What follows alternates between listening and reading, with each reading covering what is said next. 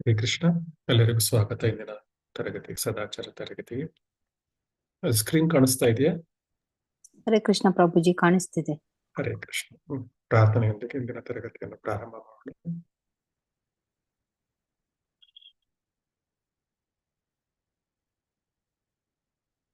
ಓಂ ನಮೋ ಭಗವತೆ ವಾಸುದೇವಾಯ. ಓಂ ನಮೋ ಭಗವತೆ ವಾಸುದೇವಾಯ. ಓಂ ನಮೋ ಭಗವತೆ ವಾಸುದೇವಾಯ. ಓಂ ಅಜ್ಞಾನತಿಮಿರಾಂಧಸ್ಯ ಜ್ಞಾನಾಂಜನಶಲಾಕಯ ಚಕ್ಷುರುನ್ಮಿಲಿತಂ ಯೇನ ತಸ್ಮೈ ಶ್ರೀಗುರವೇ ನಮಃ. ವಂದೇಹಂ ಶ್ರೀಗುರು ಶ್ರೀಯುತಪದಕಮಲಂ ಶ್ರೀಗುರುನ್ ವೈಷ್ಣವಾಂಶ್ಚ ಶ್ರೀರೂಪಂ ಸಾಗ್ರಜಾತಂ ಸಗಣ ರಘುನಾಥಾನ್ವಿತಂ ಸಜೀವಂ ಸಾದ್ವೈತಂ ಸಾವಧೂತಂ ಪರಿಜನಸಹಿತಂ ಶ್ರೀಕೃಷ್ಣ ಚೈತನ್ಯ ದೇವಂ ಶ್ರೀರಾಧಾ ಕೃಷ್ಣ ಪಾದಾನ್ ಸಗಣಲಲಿತಾ ಶ್ರೀ ವಿಶಾಖಾನ್ವಿತಾಂಶ್ಚ. ಹೇ ಕೃಷ್ಣ ಕರುಣಾ ಸಿಂಧು ದೀನಬಂಧೋ ಜಗತ್ಪತೆ ಗೋಪೇಶ ಗೋಪಿಕಾ ಕಾಂತ ರಾಧಾ ಕಾಂತ ನಮೋಸ್ತುತೆ. ತಪ್ತ ಕಾಂಚನ ಗೌರಾಂಗಿ ರಾಧೆ ವೃಂದಾವನೇಶ್ವರಿ ವೃಷಭಾನುಸುತೆ ದೇವಿ ಪ್ರಣಮಾಮಿ ಹರಿಪ್ರಿಯೆ. ವಾಂಛಾಕಲ್ಪತರುಭ್ಯಶ್ಚ ಕೃಪಾ ಸಿಂಧುಭ್ಯ ಏವ ಚ ಪತಿತಾನಾಂ ಪಾವನೇಭ್ಯೋ ವೈಷ್ಣವೇಭ್ಯೋ ನಮೋ ನಮಃ. ನಮೋ ವಿಷ್ಣುಪಾದಾಯ ಕೃಷ್ಣಪೃಷ್ಠಾಯ ಭೂತಲೆ ಶ್ರೀಮತೆ ಭಕ್ತಿ ವೇದಾಂತ ಸ್ವಾಮಿನಿತಿ ನಾಮಿನೆ. ನಮಸ್ತೆ ಸರಸ್ವತಿ ದೇವೆ ಗೌರವಾಣಿ ಪ್ರಚಾರಿಣೆ ನಿರ್ವಿಶೇಷ ಶೂನ್ಯವಾದಿ ಪಾಶ್ಚಾತ್ಯ ದೇಶಧಾರಿಣೆ. ಜಯ ಶ್ರೀ ಕೃಷ್ಣ ಚೈತನ್ಯ ಪ್ರಭು ನಿತ್ಯಾನಂದ ಶ್ರೀ ಅದ್ವೈತ ಗದಾಧರ ಶ್ರೀವಾಸಾದಿ ಗೌರ ಭಕ್ತವೃಂದ. ಹರೇ ಕೃಷ್ಣ ಕೃಷ್ಣ ಕೃಷ್ಣ ಹರೇ ಹರೇ ಹರೇ ರಾಮ ರಾಮ ರಾಮ ಹರೇ ಹರೇ. ಹರೇ ಕೃಷ್ಣ. ಎಲ್ಲರಿಗೂ ಧನ್ಯವಾದಗಳು.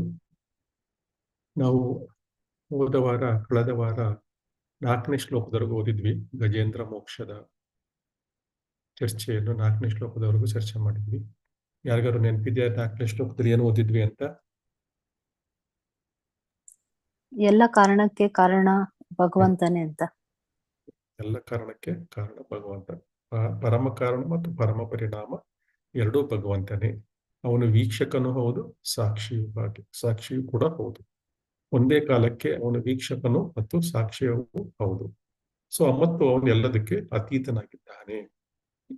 ಮತ್ತೆ ಏನಾಗುತ್ತೆ, ದೇವೋತ್ತಮ ಪರಮಪುರುಷನು ನಾನಾ ವಿಧದ ಶಕ್ತಿಗಳನ್ನು ಉಳ್ಳವನಾಗಿರ್ತಾನೆ. ಆದ್ದರಿಂದ ಅವನು ಇಚ್ಛೆಯುಂಟಾದೊಡನೆ ತನ್ನ ಒಂದು ಶಕ್ತಿ, ಯಾವುದೋ ಒಂದು ಶಕ್ತಿಯನ್ನು ಉಪಯೋಗಿಸಿ ಆ ವಿಸ್ತರಣೆಯಿಂದ ಈ ಬ್ರಹ್ಮಾಂಡದ ಪ್ರಕಟ ರೂಪವನ್ನು ಸೃಷ್ಟಿ ಮಾಡ್ತಾನೆ. ಮತ್ತು ಪ್ರಳಯ ಬಂದಾಗ ಈ ಬ್ರಹ್ಮಾಂಡ ಸಂಪೂರ್ಣವಾಗಿ ಭಗವಂತನೇ ಲಯವಾಗಿ ಆಶ್ರಯ ಪಡೆಯುತ್ತೆ. ಆದರೂ ಅವನು ಪರಮ ವೀಕ್ಷಕನಾಗಿರ್ತಾನೆ.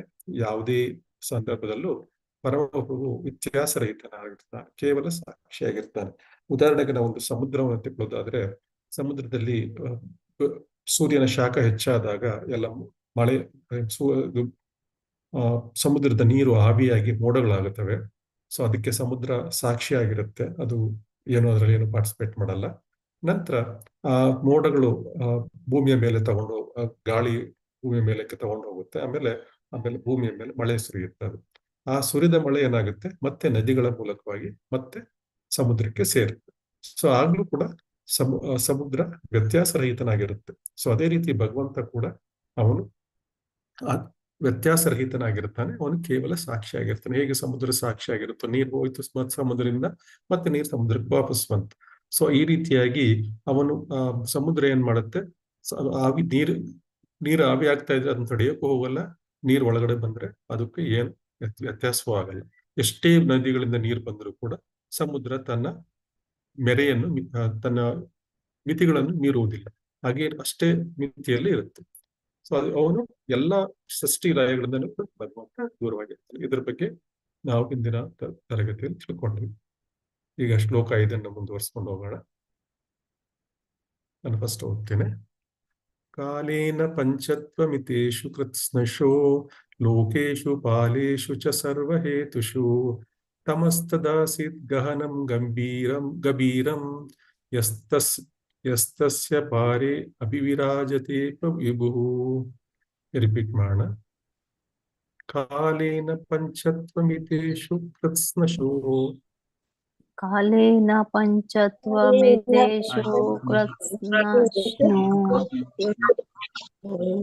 ಕಾಲೇನ ಪಂಚತ್ವಮಿತೇಷು ಕೃತ್ಸ್ನಶೋ ಕಾಲೇನ ಪಂಚತ್ವಮಿತೇಷು ಕೃತ್ಸ್ನಶೋ ಲೋಕೇಶು ಪಾಲೇಷು ಚ ಸರ್ವಹೇತುಷು ಲೋಕೇಶು ಪಾಲೇಷು ಚ ಸರ್ವಹೇತುಷು ಲೋಕೇಶು ಪಾಲೇಷು ಚ ಸರ್ವಹೇತುಷು ಲೋಕೇಶು ಪಾಲೇಷು ಚ ಸರ್ವಹೇತುಷು ತಮಸ್ತದಾಸೀದ್ ಗಹನಂ ಗಹನಂ ಗಂಭೀರಂ ತಮಸ್ತದಾಸೀದ್ ಗಹನಂ ಗಭೀರಂ ತಮಸ್ತದಾಸೀದ್ ಗಹನಂ ಗಭೀರಂ ತಮಸ್ತದಾಸೀದ್ ಗಹನಂ ಗಭೀರಂ ಯಸ್ತಸ್ಯ ಪಾರೆ ಅಭಿವಿರಾಜತೆ ವಿಭುಃ ಯಸ್ತಸ್ಯ ಪಾರೆ ಅಭಿರಾಜತೆ ವಿಭುಃ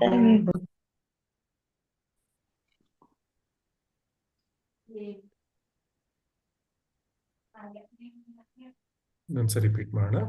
ಕಾಲೇನ ಪಂಚತ್ವಮಿತೇಷು ಕೃತ್ಸ್ನಶೋ ಕಾಲೇನ ಪಂಚತ್ವಮಿತೇಷು ಕೃತ್ಸ್ನಶೋ ಲೋಕೇಶು ಪಾಲೇಷು ಚ ಸರ್ವಹೇತುಷು ಲೋಕೇಶು ಪಾಲೇಷು ಚ ಸರ್ವಹೇತುಷು. ಏನೋ ಎಕೋ ಬರ್ತಾ ಇದೆ. ಹೌದು ಎಲ್ರಿಗೂ ಎಕೋ ಹೌದು ಬರ್ತಾ ಇದೆಯಾ? ಹೌದು ಹೌದು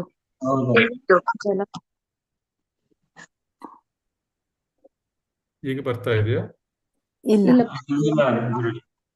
ಓಕೆ, ಸರಿ, ಏನೋ ಸರಿ ಆಯ್ತು ಅನ್ಸುತ್ತೆ.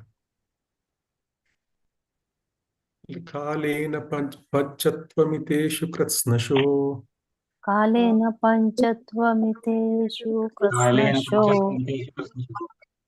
ಲೋಕೇಶು ಪಾಲೇಷು ಚ ಸರ್ವಹೇತುಷು ಲೋಕೇಶು ಪಾಲೇಷು ಚ ಸರ್ವಹೇತುಷು ತಮಸ್ತದಾಸೀದ್ ಗಹನಂ ಗಭೀರಂ ತಮಸ್ತದಾಸೀದ್ ಗಹನಂ ಗಭೀರಂ ಯಸ್ತಸ್ಯ ಪಾರೆ ಅಭಿವಿರಾಜತೆ ವಿಭುಃ ಯಸ್ತಸ್ಯ ಪಾರೆ ಅಭಿವಿರಾಜತೆ ವಿಭುಃ.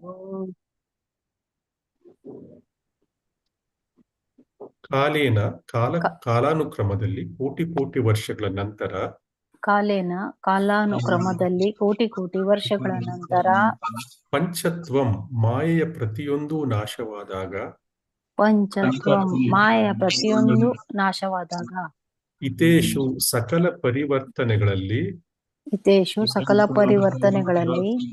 ಕೃತ್ಸ್ನಶಃ ವಿಶ್ವಾಭಿವ್ಯಕ್ತಿಯಲ್ಲಿನ ಪ್ರತಿಯೊಂದರಿಂದ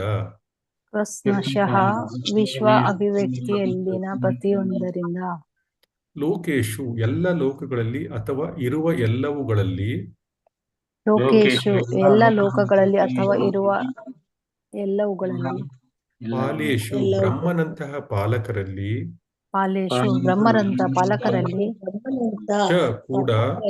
ಕೂಡ ಸರ್ವಹೇತುಷು ಎಲ್ಲ ಕಾರಣಗಳ ಇರುವಿಕೆಯಲ್ಲಿ ಸರ್ವಹೇತುಷು ಎಲ್ಲ ಕಾರಣಗಳ ಇರುವಿಕೆಯಲ್ಲಿ ತಮಃ ಮಹಾ ಅಂಧಕಾರವು ಮಹಾ ಅಂಧಕಾರವು ತದಾ ಆಗ ಆಸೀತ್ ಇತ್ತು ಗಹನಂ ಅತಿ ಒತ್ತಾದ ಗಭೀರಂ ಅತಿ ಆಳವಾದ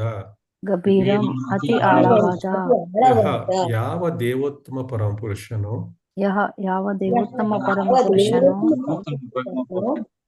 ತಸ್ಯ ಈ ಅಂಧಕಾರದ ಸ್ಥಿತಿಯ ಪಾರೆ ಮೇಲೆ ಮತ್ತೆ ಹೊರಗೆ ಅಭಿವಿರಾಜತೆ ಇರುತ್ತಾನೆ ಅಥವಾ ಹೊಳೆಯುತ್ತಾನೆ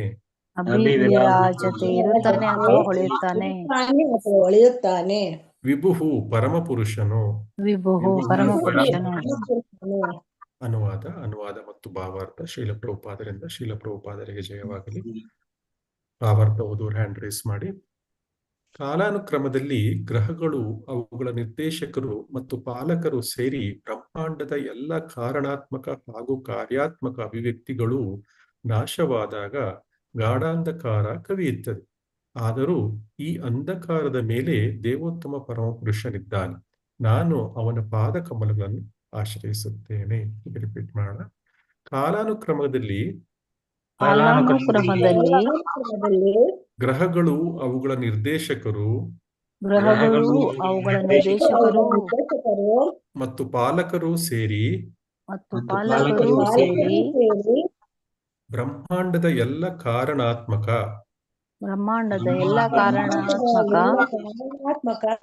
ಹಾಗೂ ಕಾರ್ಯಾತ್ಮಕ ಅಭಿವ್ಯಕ್ತಿಗಳು ನಾಶವಾದಾಗ ಗಾಢ ಅಂಧಕಾರ ಕವಿಯುತ್ತದೆ. ಆದರೂ ಈ ಅಂಧಕಾರದ ಮೇಲೆ ದೇವೋತ್ತಮ ಪರಮಪುರುಷನಿದ್ದಾನೆ. ನಾನು ಅವನ ಪಾದ ಕಮಲಗಳನ್ನು ಆಶ್ರಯಿಸುತ್ತೇನೆ. ಭಾವಾರ್ಥ ರೇಖಾ ಮಾತಾಜಿ ಓದ್ತೀರಾ? ಹರೇ ಕೃಷ್ಣ ಪ್ರಭುಜಿ. ಹರೇ ಕೃಷ್ಣ. ಭಾವಾರ್ಥ ಶ್ರೀಲ ಪ್ರಭುಪಾದರಿಂದ ಶ್ರೀಲ ಪ್ರಭುಪಾದರಿಗೆ ಜಯವಾಗಲಿ. ದೇವೋತ್ತಮ ಪರಮ ಪುರುಷನು ಎಲ್ಲದಕ್ಕಿಂತಲೂ ಮೇಲೆ ಇದ್ದಾನೆ ಎಂದು ವೇದ ಮಂತ್ರಗಳಿಂದ ನಾವು ತಿಳಿಯುತ್ತೇವೆ. ಅವನು ಪರಮಪ್ರಭು, ಬ್ರಹ್ಮ ಮತ್ತು ಶಿವನು ಸೇರಿದಂತೆ ಎಲ್ಲ ದೇವತೆಗಳಿಗೂ ಮಿಗಿಲಾಗಿದ್ದಾನೆ. ಅವನೇ ಪರಮ ನಿಯಾಮಕ. ಅವನ ಶಕ್ತಿಯ ಪ್ರಭಾವದಿಂದ ಸಮಸ್ತವು ಮಾಯವಾದಾಗ ಬ್ರಹ್ಮಾಂಡದಲ್ಲಿ ಗಾಢಾಂಧಕಾರ ಪರಿಸ್ಥಿತಿ ಉಂಟಾಗುತ್ತದೆ. ಪರಮ ಪ್ರಭುವಾದರೂ ಸೂರ್ಯಪ್ರಕಾಶವಾಗಿರುತ್ತಾನೆ. ಇದು ವೇದ ಮಂತ್ರಗಳಲ್ಲಿಯೂ ದೃಢಪಟ್ಟಿದೆ. ಆದಿತ್ಯಂ ವರ್ಣಂ ತಮಸ ಪರಸ್ತಾತ್. ನಮ್ಮ ದೈನಂದಿನ ಅನುಭವದಲ್ಲೇ ಆದಂತೆ ಭೂಮಿಯು ಒಂದು ಭಾಗದಲ್ಲಿ ನಾವು ಕತ್ತಲಲ್ಲಿರುವಾಗ ಸೂರ್ಯನು ಆಕಾಶದಲ್ಲಿ ಬೇರೆಲ್ಲೋ ಎಂದಿನಂತೆ ಪ್ರಕಾಶಮಾನವಾಗಿರುತ್ತಾನೆ. ಇದೇ ಪ್ರಕಾರವಾಗಿ ಪರಮೋನ್ನತ ಸೂರ್ಯನಾದ ದೇವೋತ್ತಮ ಪರಮ ಪುರುಷನು ಸದಾ ಪ್ರಕಾಶಮಾನವಾಗಿರುತ್ತಾನೆ. ಸಮಸ್ತ ಬ್ರಹ್ಮಾಂಡದ ಪ್ರಕಟ ರೂಪವೇ ಕಾಲಕ್ರಮದಲ್ಲಿ ನಾಶ ಹೊಂದಿದ್ದರೂ ಕೂಡ ಪರಮ ಪುರುಷನು ಸದಾ ಪ್ರಕಾಶಮಾನವಾಗಿರುತ್ತಾನೆ. ಹರೇ ಕೃಷ್ಣ. ಹರೇ ಕೃಷ್ಣ ಪ್ರಭು, ಧನ್ಯವಾದಗಳು. ಹರೇ ಕೃಷ್ಣ, ಧನ್ಯವಾದಗಳು. ಈ ಶ್ಲೋಕ ಮತ್ತು ಇದರ ವ್ಯಾಖ್ಯಾನ ಏನ್ ಮಾಡುತ್ತೆ ಅಂದ್ರೆ, ಸೃಷ್ಟಿ ಮತ್ತು ವಿನಾಶದ ಈ ಎರಡರ ಮಧ್ಯೆ ಈ ಬ್ರಹ್ಮಾಂಡದ ಚಕ್ರಗಳಿಗೆ ಸಂಬಂಧಿಸಿದಂತೆ ದೇವೋತ್ತಮ ಪರಮಪುರುಷನ ಸ್ವರೂಪದ ಬಗ್ಗೆ ಒಂದು ಆಳವಾದ ಒಂದು ದೃಷ್ಟಿಯನ್ನು ಕೊಡುತ್ತೆ ನಮ್ಗೆ. ಇದು ಈ ಶ್ಲೋಕ ಭಗವಂತನ ಪರಮಶ್ರೇಷ್ಠತೆ ಮತ್ತು ಶಾಶ್ವತ ಅಸ್ತಿತ್ವವನ್ನು ಎತ್ತಿ ತೋರಿಸ್ತಾ ಇದೆ. ಇದರ ಅರ್ಥ ಏನು ಅಂದ್ರೆ, ಕಾಲೇನ ಪಂಚತ್ವಂ ಅಂದ್ರೆ ಈ ಶ್ಲೋಕ ದೇವೋತ್ತಮ ಪರಮಪುರುಷನ ಪರಮ ಸತ್ಯದ ಪ್ರಬಲ ಅಭಿವ್ಯಕ್ತಿಯಾಗಿ ಈ ಶ್ಲೋಕದಲ್ಲಿ ಅರ್ಥ ಇದೆ.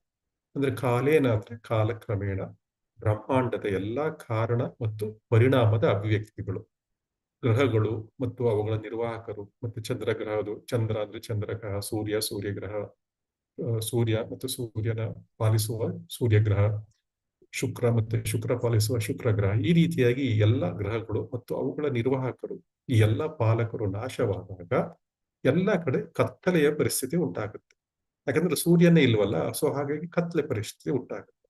ಆದಾಗ್ಯೂ ಕೂಡ ಈ ಕತ್ತಲೆಯ ಮೇಲಿರುವವನೇ ದೇವೋತ್ತಮ ಪರಮಪುರುಷ. ಯಾಕಂದ್ರೆ ದೇವೋತ್ತಮ ಪರಮಪುರುಷ ಬ್ರಹ್ಮಾಂಡದಿಂದ ಹೊರಗೆ ಇದ್ದಾನಲ್ವಾ, ಸೊ ಅವನು ಬ್ರಹ್ಮಾಂಡದ ಒಳಗಡೆ ಇಲ್ಲ. ಸೊ ಬ್ರಹ್ಮಾಂಡದ ಒಳಗೂ ಇದ್ದಾನೆ, ಬ್ರಹ್ಮಾಂಡದ ಹೊರಗೂ ಇದ್ದಾನೆ ದೇವೋತ್ತಮ ಪರಮಪುರುಷ.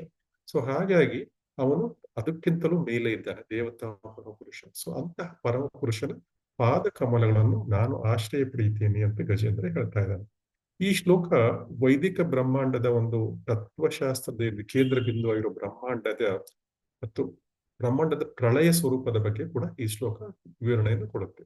ಇದು ಅತ್ಯಂತ ಶಕ್ತಿಶಾಲಿ ದೇವತೆಗಳಿಂದ, ಅಂದ್ರೆ ಗ್ರಹಗಳ ಪಾಲಕರು ಮತ್ತು ನಿರ್ದೇಶಕರು ಅಂದ್ರೆ ಚಂದ್ರ, ಸೂರ್ಯ, ಇಂದ್ರ ಎಲ್ಲರೂ ಕೂಡ ಹಿಡಿದು ಎಲ್ಲಾ ಗ್ರಹಗಳು ಸೇರಿದಂತೆ ಎಲ್ಲವೂ ಕಾಲದ ಶಕ್ತಿಯಿಂದ ನಾಶವಾಗಿ ದೇವೋತ್ತಮ ಪರಮಪುರುಷನಲ್ಲಿ ವಿಲೀನಗೊಳ್ಳುವ ಒಂದು ಬ್ರಹ್ಮಾಂಡದ ಚಿತ್ರ ನೀಡುತ್ತೆ. ಇಲ್ಲಿ ಇನ್ನೊಂದು ಮಹತ್ವದ ಭಾಗ ಅಂದ್ರೆ, ಆದಾಗ್ಯೂ ಕೂಡ ಈ ಕತ್ತಲೆಯ ಮೇಲಿರುವವನೇ ದೇವೋತ್ತಮ ಪರಮಪುರುಷ ಎಂಬುವ ಒಂದು ವಿವರಣೆ. ಇದು ಒಂದು ಮೂಲಭೂತ ಒಂದು ತಾತ್ವಿಕ ವ್ಯತ್ಯಾಸವನ್ನು ನಮಗೆ ತೋರಿಸಿಕೊಡುತ್ತೆ. ಯಾಕಂದ್ರೆ ಭೌತಿಕ ಜಗತ್ತಿನಲ್ಲಿರುವುದು ಎಲ್ಲವೂ ತಾತ್ಕಾಲಿಕವೇ ಮತ್ತು ಎಲ್ಲವೂ ವಿನಾಶಕ್ಕೆ ಒಳಪಟ್ಟಿದೆ. ಆದ್ರೆ ಭಗವಂತನು ಮಾತ್ರ ಶಾಶ್ವತ ಅಥವಾ ಅತೀಂದ್ರಿಯ. ಅವನು ಈ ಭೌತಿಕ ಜಗತ್ತಿನ ಆಚೆಗೂ ಇದ್ದಾನೆ, ಒಳಗೂ ಇದ್ದಾನೆ. ಸೊ ಭೌತಿಕ ಜಗತ್ತು ಯಾವಾಗ ನಾಶ ಆಗುತ್ತೆ ಅವನ ಇಚ್ಛೆಯ ಪ್ರಕಾರ, ಭಗವಂತ ಯಾವಾಗ್ಲೂ ಇದ್ದೇ ಮೊದಲು ಇರ್ತಾನೆ, ನಂತರನೂ ಇರ್ತಾನೆ. ಈ ವ್ಯಾಖ್ಯಾನೆಯಲ್ಲಿ ಆದಿತ್ಯವರ್ಣನ್ ತಮಸ ಪರಸ್ಪಾತ್ ಎಂದು ವೈದಿಕ ಮಂತ್ರ ಇಲ್ಲಿ ವಿಳಿಸುವ ಮೂಲಕ ಇದನ್ನು ನೇರವಾಗಿ ಬೆಂಬಲಿಸುತ್ತೆ. ಆದ್ರೆ ಇದರ ಅರ್ಥ ಏನು ಅಂದ್ರೆ, ಅವನು ಸೂರ್ಯನಂತೆ ಪ್ರಕಾಶಮಾನವಾಗಿರ್ತಾನೆ ಭಗವಂತ, ಕತ್ತಲೆಯಿಂದ ಆಚೆ ಇರ್ತಾನೆ. ಮತ್ತು ಭೂಮಿಯ ಒಂದು ಭಾಗ ಒಂದು ಕತ್ತಲೆ ಇರುವಾಗ ಸೂರ್ಯನ ಇನ್ನೊಂದು ಭಾಗದಲ್ಲಿ 12 ಗಂಟೆ ಬೇರೆ ಕಡೆ. ಈಗ ಅಲ್ಲಿ ನಮ್ಗೆ ಬೆಳಕಿದೆ, ಇನ್ನೊಂದು ಭೂಮಿಯ ಇನ್ನೊಂದು ಭಾಗದಲ್ಲಿ ಕತ್ತಲಿರುತ್ತೆ. ಇದೇ ರೀತಿ ನಮ್ಗೆ ಇಲ್ಲಿ ಕತ್ತಲೆ ಆದಾಗ ಇನ್ನೊಂದು ಕಡೆ ಬೆಳಕಿರುತ್ತೆ. ಅದೇ ರೀತಿ ಇಡೀ ಭೌತಿಕ ಸೃಷ್ಟಿ ವಿನಾಶ ಕತ್ತಲೆಯಲ್ಲೂ ಇರುವಾಗಲೂ ಕೂಡ ಬೇರೆ ಎಲ್ಲೋ ಕಡೆ ದೇವೋತ್ತಮ ಪರಮಪುರುಷನು ಶಾಶ್ವತವಾಗಿ ಪ್ರಕಾಶಮಾನಗಿರ್ತಾನೆ ಮತ್ತು ಜ್ಞಾನದಿಂದ ಅವ ಯಾವಾಗಲೂ ಜ್ಞಾನದಿಂದ ತುಂಬಿರ್ತಾನೆ. ಅವನು ಕಾಲ, ಸ್ಥಳ ಮತ್ತು ಎಲ್ಲಾ ಭೌತಿಕ ದ್ವಂದ್ವಗಳನ್ನು ಮೀರಿದ ಬದಲಾಗದ ಅದ್ವೈತವಾದ ಅವಾಸ್ತವ ಭಗವಂತ. ಸೊ ಅದರಿಂದ ಏನ್ ಮಾಡಬೇಕು, ಕೊನೆಯಲ್ಲಿ ಗಜೇಂದ್ರನ ಹೇಳ್ತಾನೆ, ನಾನು ಅವನ ಪಾದ ಕಮಲಗಳ ಆಶ್ರಯವನ್ನು ಪಡೆಯುತ್ತೀನಿ ಅಂತ ಗಜೇಂದ್ರ ಹೇಳ್ತಾ ಇದ್ದಾನೆ. ಈ ತಾತ್ವಿಕ ತಿಳುವಳಿಕೆ ಏನು ಅಂದ್ರೆ, ನಾವು ಎಲ್ಲವೂ ಕೂಡ ತಾತ್ಕಾಲಿಕ ಮತ್ತು ಅಸುರಕ್ಷಿತವಾಗಿರುವ ಈ ಜಗತ್ತಿನಲ್ಲಿ ನಾವು ಬದಲಾಗದ ಏಕೈಕ ಶಾಶ್ವತ ವಾಸ್ತವ ಎನ್ನುವುದು ಆಶ್ರಯ, ಅದು ಭಗವಂತನ ಆಶ್ರಯವನ್ನು ಪಡೆಯುವುದು ತಾರ್ಕಿಕವಾದ ಕೆಲಸ. ಅದೇ ನಿಜವಾದ ಶರಣಾಗತಿ. ಸೊ ಆದ್ರಿಂದ ಯಾವಾಗ ನಾವು ನಮ್ಮ ಸ್ಥಾನವನ್ನು, ಭಗವಂತನ ಸ್ಥಾನವನ್ನು ಅರ್ಥ ಮಾಡ್ಕೋತೇವೆ, ನಾವು ಭಕ್ತರಾಗಿ ಭಗವಂತನಲ್ಲಿ ಆಶ್ರಯ ಪಡೆಯಲು ನಮಗೆ ಕೂಡ ಪ್ರೇರಣೆ ಸಿಗುತ್ತೆ.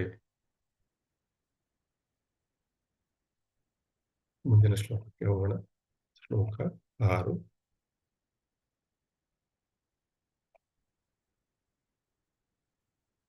ನ ಯಸ್ಯ ದೇವಾ ಋಷಯಃ ಪದಂ ವಿದುರ್ಜಂತುಃ ಪುನಃ ಕೋ ಅರ್ಹತಿ ಗಂತುಮೀರುತುಂ ಯತ ನಟಸ್ಯ ಕೃತಿಭಿರ್ವಿಚೇಷ್ಟತೋ ದುರತ್ಯಾನುಕ್ರಮಣಃ ಸಮಾವತು. ಈಗ ರಿಪೀಟ್ ಮಾಡೋಣ. ನ ಯಸ್ಯ ದೇವ ಋಷಯಃ ಪದಂ ವಿದುಃ, ನ ಯಸ್ಯ ದೇವಾ ಋಷಯಃ ಪದಂ ವಿದುಃ, ನ ಯಸ್ಯ ದೇವಾ ಋಷಯಃ ಪದಂ ವಿದುಃ, ನ ಯಸ್ಯ ದೇವಾ ಋಷಯಃ ಪದಂ ವಿದುಃ, ಜಂತು ಪುನಃ ಕೋ ಅರ್ಹತಿ ಗಂತುಮೀರಿತುಂ, ಜಂತು ಪುನಃ ಕೋ ಅರ್ಹತಿ ಜಂತು ಪುನಃ ಕೋ ಅರ್ಹತಿ ಗಂತುಮೀರಿತುಂ, ಜಂತು ಪುನಃ ಕೋ ಅರ್ಹತಿ ಗಂತುಮೀರಿತುಂ, ಯಥಾ ನಟಸ್ಯ ಆಕೃತಿಭಿಃ ವಿಚಿಷ್ಟತಃ, ಯಥಾ ನಟ್ಯಸ್ಯ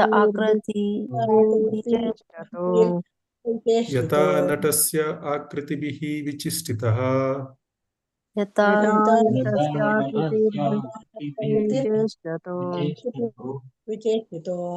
ದುರತ್ಯಯಾನುಕ್ರಮಣಃ ಸಮಾವತು.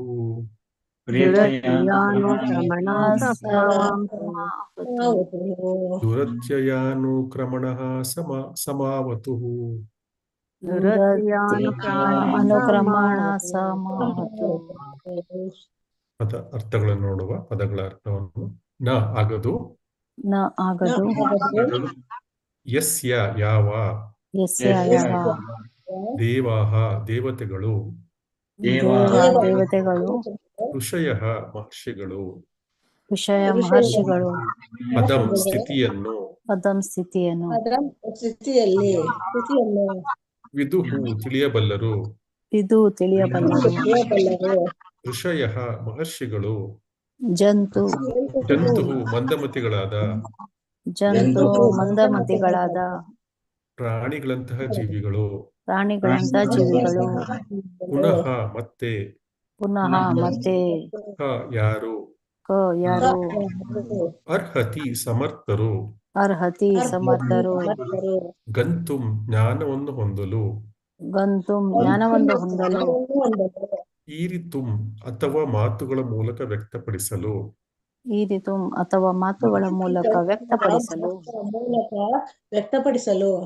ಯಥಾ ಹೇಗೆ,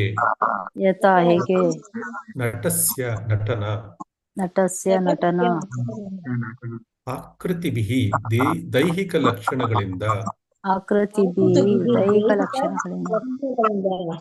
ವಿಚೇಷ್ಟತಃ ವಿಭಿನ್ನ ಬಗೆಯಲ್ಲಿ ಕುಣಿಯುವ,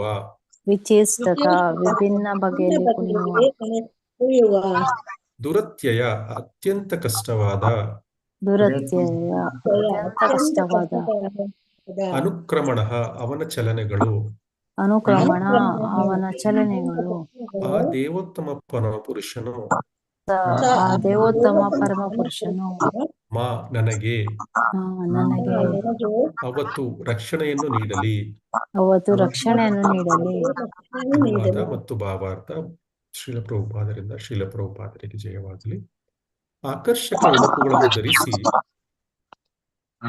ಉಡುಪುಗಳನ್ನು ಧರಿಸಿ ನಾನಾ ಚಲನವಲನಗಳಿಂದ ರಂಗಮಂಟಪದ ಮೇಲೆ ನಾನಾ ಚಲನಗಳಿಂದ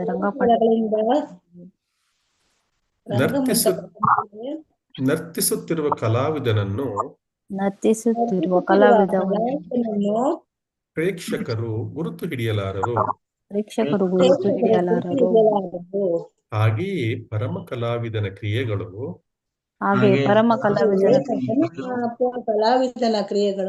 ಮತ್ತು ಲಕ್ಷಣಗಳನ್ನು ದೇವತೆಗಳು ಅಥವಾ ಮಹರ್ಷಿಗಳು ಕೂಡ ಅರ್ಥ ಮಾಡಿಕೊಳ್ಳಲಾರರು.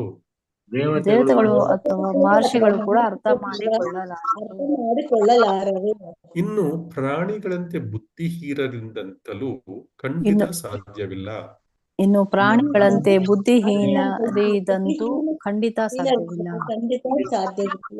ದೇವತೆಗಳು ಮತ್ತು ಋಷಿಗಳಾಗಲಿ ಅಥವಾ ಬುದ್ಧಿಹೀನರಾಗಲಿ ಭಗವಂತನ ಲಕ್ಷಣಗಳನ್ನು ಅರ್ಥ ಮಾಡಿಕೊಳ್ಳಲಾರರು. ಅವನ ವಾಸ್ತವಿಕ ಸ್ಥಿತಿಯನ್ನು ಮಾತುಗಳಲ್ಲಿ ವ್ಯಕ್ತಪಡಿಸಲಾರರು.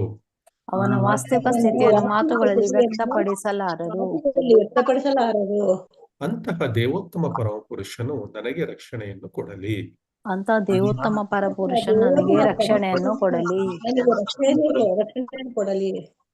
ಹರೇ ಕೃಷ್ಣ. ಗಾಯತ್ರಿ ಮಾತಾಜಿ ಓದ್ತೀರಾ? ಓದ್ತೀನಿ ಪ್ರಭುಜಿ. ಓದಿ ಮಾತಾಜಿ. ಭಾವಾರ್ಥ.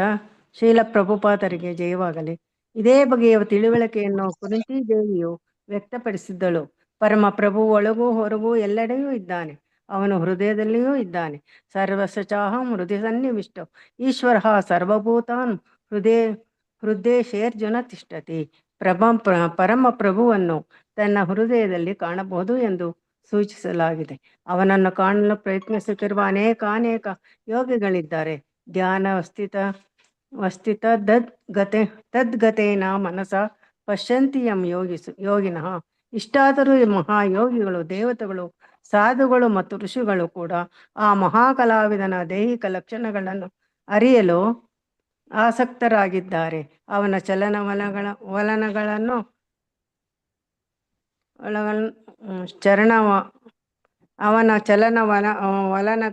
ಕೂಡ ಅರ್ಥ ಮಾಡಿಕೊಳ್ಳಲು ಅವರಿಗೆ ಸಾಧ್ಯವಿಲ್ಲ. ಇನ್ನು ಲೌಕಿಕ ಪ್ರಪಂಚ ದಾರ್ಶನಿಕರೆನಿಸಿಕೊಳ್ಳುವ ಊಹಾತ್ಮಕ ಚಿಂತಕರ ಪಾಡೇನು, ಅವರಿಗೆ ಅವನನ್ನು ಅರ್ಥ ಮಾಡಿಕೊಳ್ಳುವುದು ಅಸಾಧ್ಯ. ಆದುದರಿಂದ ಪರಮ ಪ್ರಭುವು ನಮಗೆ ಉಪದೇಶಿಸಲು ದಯವಿಟ್ಟು ಅವತಾರವೆತ್ತಿ ಹೇಳುವ ಮಾತುಗಳನ್ನು ನಾವು ಸ್ವೀಕರಿಸಬೇಕು. ನಾವು ಭಗವಾನ್ ರಾಮಚಂದ್ರ, ಭಗವಾನ್ ಶ್ರೀ ಕೃಷ್ಣ, ಶ್ರೀ ಚೈತನ್ಯ ಮಹಾಪ್ರಭುಗಳು ಇವರ ನುಡಿಗಳನ್ನು ಮರುಮಾತಿಲ್ಲದೆ ಒಪ್ಪಿ ಅವರು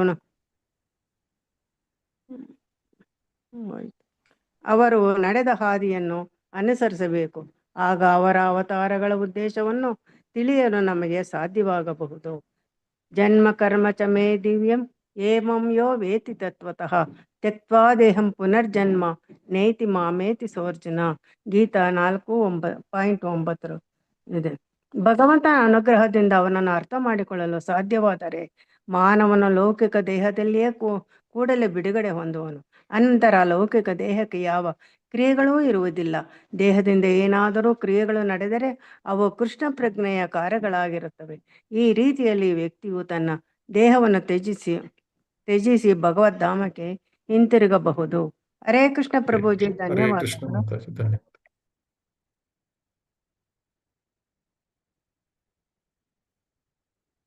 ಈ ಶ್ಲೋಕ ಒಂದು ಶ್ರೀಮದ್ ಭಾಗವತದ ಒಂದು ಪ್ರಮುಖ ಶ್ಲೋಕ ಅಂತ ಹೇಳ್ಬಹುದು.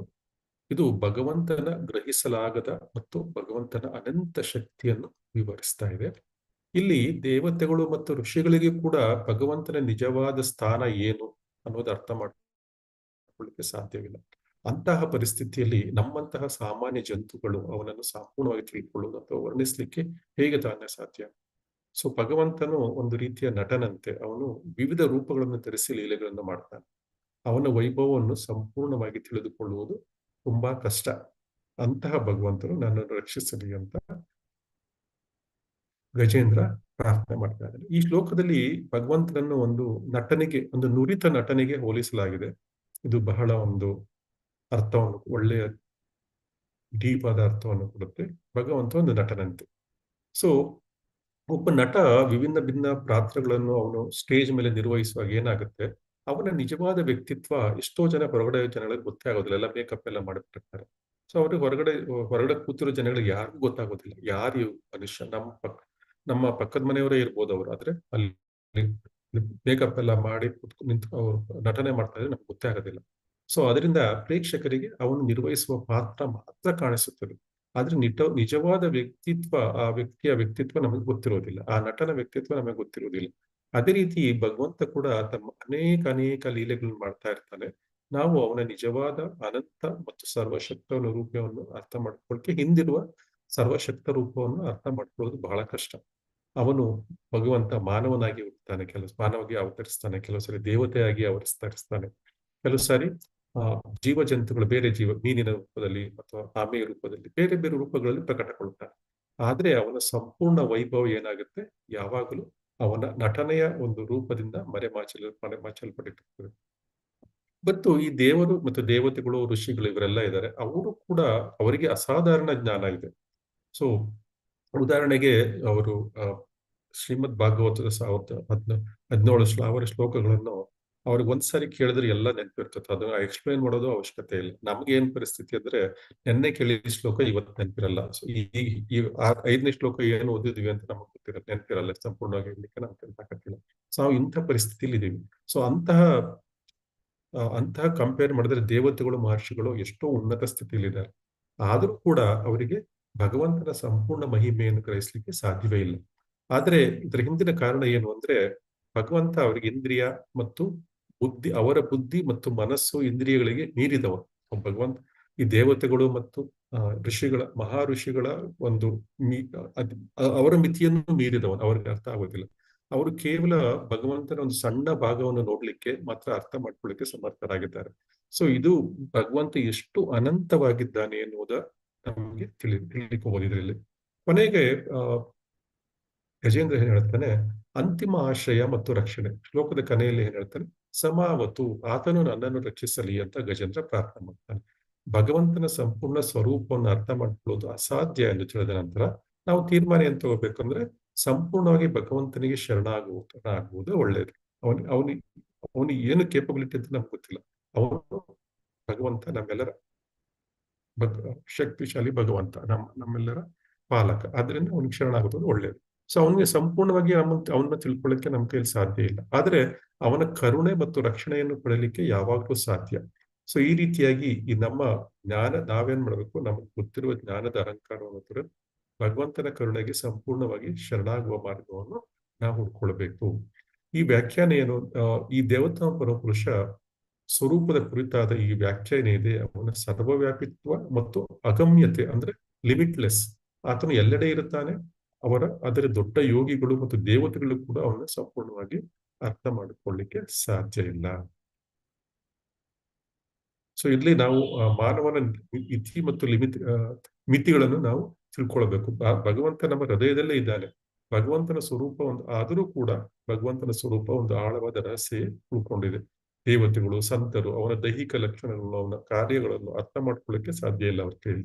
ಸೊ ನಾವು ಭಗವಂತನೊಂದು ಕಲಾವಿದರಿಗೆ ಹೋಲಿಸಲಾಗಿದೆ. ಇಲ್ಲಿ ನಾವು ಭಗವಂತ ತೋರಿಸುವ ನಮ್ಮ ನಟನ ಕಲೆಯನ್ನು ನಾವು ಮೆಚ್ಕೋಬಹುದು. ಆದರೆ ಕಲಾವಿದನ ಒಂದು ನಿಜವಾದ ಗುರುತನ್ನು ನಮ್ಗೆ ಸಂಪೂರ್ಣವಾಗಿ ಗ್ರಹಿಸ್ಲಿಕ್ಕೆ ಸಾಧ್ಯ ಇಲ್ಲ.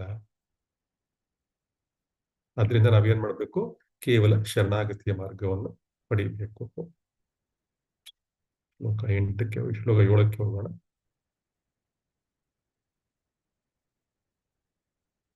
ಉಮಾದೇವಿ ಮಾತಲ್ಲಿ ಶ್ಲೋಕ 7 ಓದುವ. ದಿದ್ರಕ್ಷವೋ ಯಸ್ಯ ಪದಂ ಸುಮಂಗಲಂ ವಿಮುಕ್ತ ಸಂಗಾ ಮುನಯಃ ಸುಸಾಧವಃ ಚರಂತ್ಯಲೋಕವ್ರತಂ ವೃಣವನೇ ಭೂತಾತ್ಮಭೂತ ಸುಹೃದ ಸಮೇ ಗತಿ. ಈಗ ರಿಪೀಟ್ ಮಾಡೋಣ. ದಿದ್ರಕ್ಷವೋ ಯಸ್ಯ ಪದಂ ಸುಮಂಗಲಂ ದಿದ್ರಕ್ಷವೋ ಯಸ್ಯ ಪದಂ ಸುಮಂಗಲಂ ದಿದ್ರಕ್ಷವೋ ಯಸ್ಯ ಪದಂ ಸುಮಂಗಲಂ ದಿದ್ರಕ್ಷವೋ ಯಸ್ಯ ಪದಂ ಸುಮಂಗಲಂ ವಿಮುಕ್ತ ಸಂಗ ಮುನಯಃ ಸುಸಾಧವಃ ವಿಮುಕ್ತ ಸಂಗ ಮುನಯ ಸುಸಾಧವ ವಿಮುಕ್ತ ಸಂಗ ಮುನಯಃ ಸುಸಾಧವಃ ವಿಮುಕ್ತ ಸಂಗ ಮುನಯ ಸುಸಾಧವ ದಿದೃಕ್ಷವೋ ಯಸ್ಯ ಪದಂ ಸುಮಂಗಲಂ ವಿಮುಕ್ತ ಸಂಗ ಮುನಯಃ ಸುಸಾಧವಃ ದಿದ್ರಕ್ಷವೋ ಯಸ್ಯ ಪದಂ ಸುಮಂಗಲಂ ವಿಮುಕ್ತ ಸಂಗ ಮುನಯ ಸುಸಾಧವ ಚರಂತ್ಯಲೋಕವೃತಂ ಆವರಣಂ ವನೇ ಚರಂತ್ಯಲೋಕವೃತಮಾವೃಣಂ ವನೇ ಚರಂತಲೋಕಾವೃತಂ ಆವರಣಂ ವನೇ ಚರಂತ್ಯಲೋಕವನೇ ಭೂತಾತ್ಮಭೂತಾಃ ಸಹೃದಃ ಸಮೇ ಗತಿಃ ಭೂತಾತ್ಮಭೂತಃ ಸುಹೃದಃ ಸಮೇ ಗತಿಃ ಭೂತಾತ್ಮಭೂತಾಃ ಸಹೃದಃ ಸಮೇ ಗತಿಃ ಭೂತಾತ್ಮಭೂತಃ ಸುಹೃದಃ ಸಮೇ ಗತಿಃ ದಿದ್ರಕ್ಷವಃ ದೇವೋತ್ತಮ ಪರಮಪುರುಷನು ಕಾಣಲು ಅಪೇಕ್ಷಿಸುವವರು ದಿದ್ರಕ್ಷವಃ ದೇವೋತ್ತಮ ಪರಮಪುರುಷ ಕಾಣಲು ಅಪೇಕ್ಷಿಸುವವರು ಯಸ್ಯ ಅವನ ಯಸ್ಯ ಅವನ ಪದಂ ಪಾದಕಮಲವನ್ನು ಪಾದಕಮಲವನ್ನು ಸುಮಂಗಲಂ ಸಕಲ ಮಂಗಳಕರವಾದ ಸುಮಂಗಲಂ ಸಕಲ ಮಂಗಳಕರವಾದ ವಿಮುಕ್ತ ಸಂಗಾಹ ಪೂರ್ಣವಾಗಿ ಭೌತಿಕ ಪರಿಣಾಮಗಳಿಗೆ ಒಳಗಾಗದ ವ್ಯಕ್ತಿಗಳು ವಿಮುಕ್ತ ಸಂಘ ಪೂರ್ಣವಾಗಿ ಭೌತಿಕ ಪರಿಣಾಮಗಳಿಗೆ ಒಳಗಾಗದ ವ್ಯಕ್ತಿಗಳು ಮುನಯಃ ಮಹರ್ಷಿಗಳು ಮುನಯ ಮಹರ್ಷಿಗಳು ಸುಸಾಧವಃ ಆಧ್ಯಾತ್ಮ ಪ್ರಜ್ಞೆಯಲ್ಲಿ ಅತ್ಯಂತ ಉನ್ನತರು ಸುಸಾಧವ ಆಧ್ಯಾತ್ಮ ಪ್ರಜ್ಞೆಯಲ್ಲಿ ಅತ್ಯಂತ ಉನ್ನತರು ಚರಂತಿ ಆಚರಿಸುತ್ತಾರೆ ಚರಂತಿ ಆಚರಿಸುತ್ತಾರೆ ಅಲೋಕವ್ರತಂ ಬ್ರಹ್ಮಚರ್ಯ ವಾನಪ್ರಸ್ಥ ಮತ್ತು ಅಥವಾ ಸನ್ಯಾಸ ವ್ರತಗಳನ್ನು ಅಲೋಕವ್ರತಂ ಬ್ರಹ್ಮಚರ್ಯ ವಾನಪ್ರಸ್ಥ ಅಥವಾ ಸನ್ಯಾಸ ವ್ರತಗಳನ್ನು ಔವ್ರಣಂ ದೋಷರಹಿತವಾಗಿ ದೋಷರಹಿತವಾಗಿ ವನೆ ಅರಣ್ಯದಲ್ಲಿ ವನೆ ಅರಣ್ಯದಲ್ಲಿ ಭೂತಾತ್ಮಭೂತಾಃ ಸಕಲ ಜೀವಿಗಳಿಗೆ ಸಮಾನರಾದವರು ಭೂತಾತ್ಮಭೂತಃ ಸಕಲ ಜೀವಿಗಳಿಗೆ ಸಮಾನರಾದವರು ಸುಹೃದಃ ಪ್ರತಿಯೊಬ್ಬರಿಗೂ ಮಿತ್ರರಾದವರು ಸುಹೃದಃ ಪ್ರತಿಯೊಬ್ಬರಿಗೂ ಮಿತ್ರರಾದವರು ಸ ಆ ದೇವೋತ್ತಮ ಪರಮಪುರುಷನು ಸಹ ಆ ದೇವೋತ್ತಮ ಪರಮಪುರುಷನು ಮೇ ನನ್ನ ಗತಿಹಿ ಗುರಿಯು ಗುರಿಯು ಅನುವಾದ ಮತ್ತು ಭಾವಾರ್ಥ ಶಿಲಪ್ರಭುಪಾದರಿಂದ ಶಿಲಪ್ರಭುಪಾದರಿಗೆ ಜಯವಾಗಲಿ. ಸಕಲ ಜೀವಿಗಳನ್ನು ಸಮಾನವಾಗಿ ಕಾಣುವವರು, ಪ್ರತಿಯೊಬ್ಬರೊಡನೆಯೂ ಸ್ನೇಹ ಭಾವದಿಂದಿರುವವರು, ಅರಣ್ಯದಲ್ಲಿ ಬ್ರಹ್ಮಚರ್ಯ ವಾನಪ್ರಸ್ಥ ಮತ್ತು ಸನ್ಯಾಸ ವ್ರತಗಳನ್ನು ನಿಷ್ಕಳಂಕವಾಗಿ ಆಚರಿಸುವವರು ಆದ ವಿರಾಗಿಗಳು ಮತ್ತು ಮಹರ್ಷಿಗಳು ದೇವೋತ್ತಮ ಪರಮಪುರುಷನ ಸಕಲ ಮಂಗಳಕರ ಪಾದ ಪದ್ಮಗಳನ್ನು ನೋಡಲು ಬಯಸುತ್ತಾರೆ. ಆ ದೇವೋತ್ತಮ ಪರಮಪುರುಷನೇ ನನ್ನ ಗುರಿಯಾಗಿರಲಿ. ಈಗ ರಿಪೀಟ್ ಮಾಡೋಣ. ಸಕಲ ಜೀವಿಗಳನ್ನು ಸಮಾನವಾಗಿ ಕಾಣುವವರು, ಸಕಲ ಜೀವಿಗಳನ್ನು ಸಮಾನವಾಗಿ ಕಾಣುವವರು, ಪ್ರತಿಯೊಬ್ಬರ ಒಡನೆಯೂ ಸ್ನೇಹ ಭಾವದಿಂದಿರುವವರು, ಪ್ರತಿಯೊಬ್ಬರೊಡನೆಯೂ ಸ್ನೇಹ ಭಾವದಿಂದಿರುವವರು, ಅರಣ್ಯದಲ್ಲಿ ಸಕಲ ಜೀವಿಗಳನ್ನು ಸಮಾನವಾಗಿ ಕಾಣುವ ಅರಣ್ಯದಲ್ಲಿ ಬ್ರಹ್ಮಚರ್ಯ ವಾನಪ್ರಸ್ಥ ಮತ್ತು ಸನ್ಯಾಸ ವ್ರತಗಳನ್ನು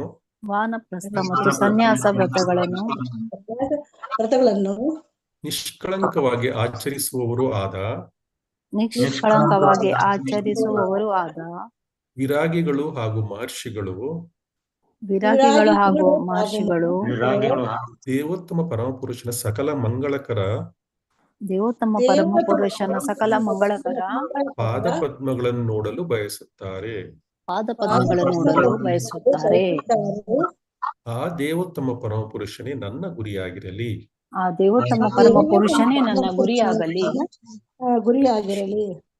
ಉಮಾದೇವಿ ಮಾತಾಜಿ ಓದ್ತೀರಾ ಭಾವಾರ್ಥ? ಓದ್ತೀನಿ ಪ್ರಭುಜಿ. ಓದಿ ಭಾವಾರ್ಥ. ಈ ಶ್ಲೋಕವು ಭಕ್ತರ ಅಥವಾ ಆಧ್ಯಾತ್ಮಿಕ ಪ್ರಜ್ಞೆಯಲ್ಲಿ ಅತ್ಯುನ್ನತ ಸ್ಥಾನಕ್ಕೇರಿದೆ ವ್ಯಕ್ತಿಗಳ ಅರ್ಹತೆಗಳನ್ನು ವರ್ಣಿಸುತ್ತದೆ.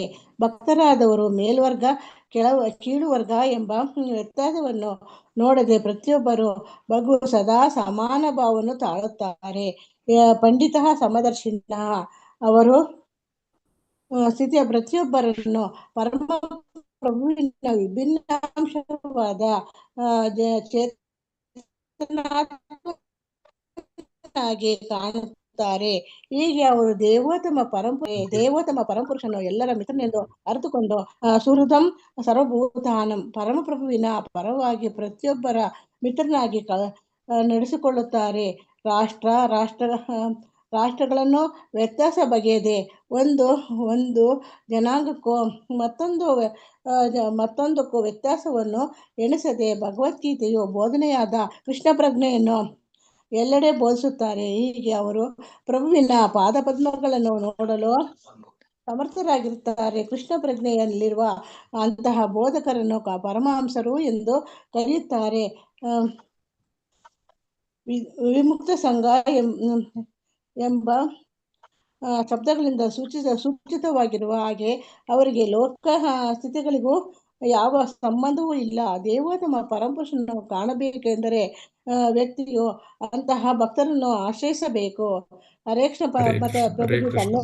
ಧನ್ಯವಾದಗಳು. ಹರೇ ಕೃಷ್ಣ.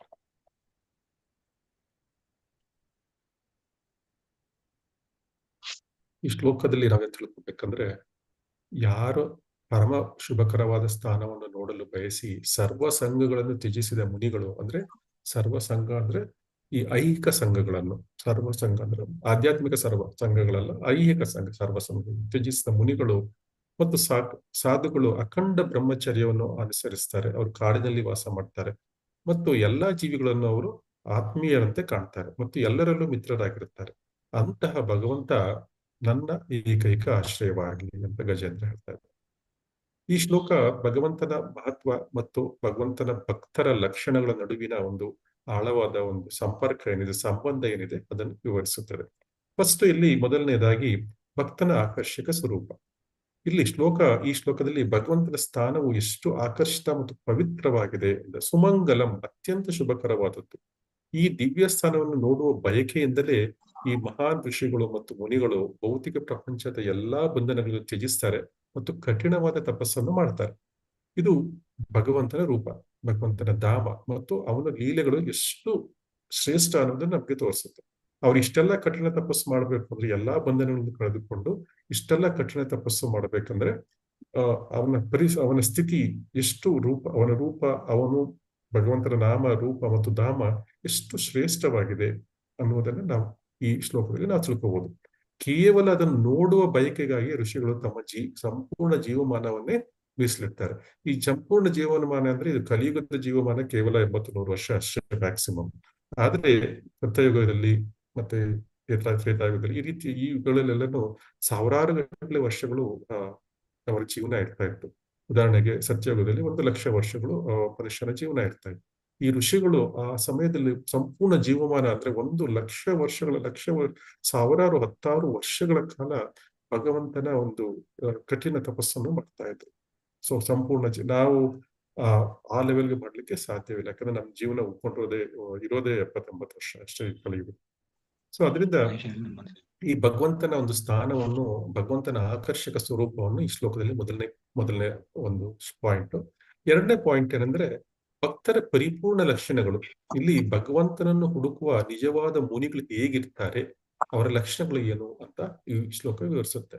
ಮೊದಲನೇದಾಗಿ ಅವರು ವಿಮುಕ್ತ ಸಂಘ ಅಂದ್ರೆ ಭೌತಿಕ ವಿಷಯಗಳು, ಕುಟುಂಬಗಳು ಮತ್ತು ಸಮಾಜದ ಎಲ್ಲಾ ಸಂಬಂಧಗಳನ್ನು ಅವರು ತ್ಯಜಿಸಿರ್ತಾರೆ. ಅಂದ್ರೆ ಈ ಭೌತಿಕ ಸಂಘಗಳನ್ನು ಅವರು ತ್ಯಜಿಸಿರ್ತಾರೆ, ವಿಮುಕ್ತ ಸಂಘ.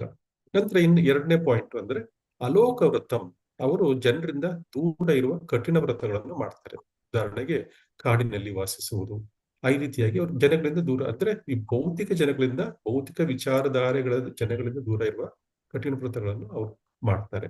ನಂತರ ಭೂತಾಹ, ಅವರು ತಮ್ಮ ಎಲ್ಲಾ ಆತ್ಮದೊಂದಿಗೆ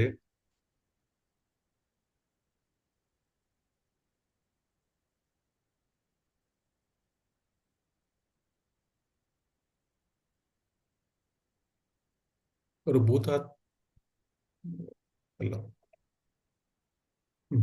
ಭೂತ ಅಂದ್ರೆ ಏನಂದ್ರೆ ಅವರು ತಮ್ಮ ಆತ್ಮದೊಂದಿಗೆ ಎಲ್ಲಾ ಜೀವಿಗಳನ್ನು ಕೂಡ ಸಮನಾಗಿ ಕಾಣುತ್ತಾರೆ. ಯಾಕಂದ್ರೆ ಅವರು ಎಲ್ಲದರಲ್ಲೂ ಭಗವಂತನ ಅಂಶಗಳೇ ಎಲ್ಲರಲ್ಲೂ ಇರೋದು ಅನ್ನೋದನ್ನು ಅವರು ಚೆನ್ನಾಗಿ ಅರ್ಥ ಮಾಡ್ಕೊಂಡಿರ್ತಾರೆ. ಅವರು ಪಂಡಿತ, ಶುಕ, ಆನೆ ಮತ್ತು ನಾಯಿ ಎಲ್ಲರನ್ನೂ ಒಂದೇ ಸಮನಾಗಿ ಕಾಣುತ್ತಾರೆ. ಸುಹೃದಃ ಅವರು ಕೇವಲ ನಿರ್ಲಿಪ್ತ ತಪಸ್ವಿಗಳಲ್ಲ, ಎಲ್ಲಾ ಜೀವಿಗಳ ಹಿತೈಷಿಗಳು ಕೂಡ ಮತ್ತು ಪಿತರರಾಗಿರುತ್ತಾರೆ. ಇದು ಭಗವದ್ಗೀತೆಯ ತತ್ವಕ್ಕೂ ಅನುಗುಣವಾಗಿದೆ. ಭಗವಂತ ಹೇಳ್ತಾನೆ, ನಾನು ಎಲ್ಲಾ ಜೀವಿಗಳ ಮಿತ್ರ. ಈ ಎಲ್ಲಾ ಗುಣಗಳು ಏನಿದಾವೆ, ಈ ಎಲ್ಲಾ ಗುಣಗಳು ಭಗವಂತನಿಂದಲೇ ನಮಗ್ ಬಂದಿರುವಂಥದ್ದು.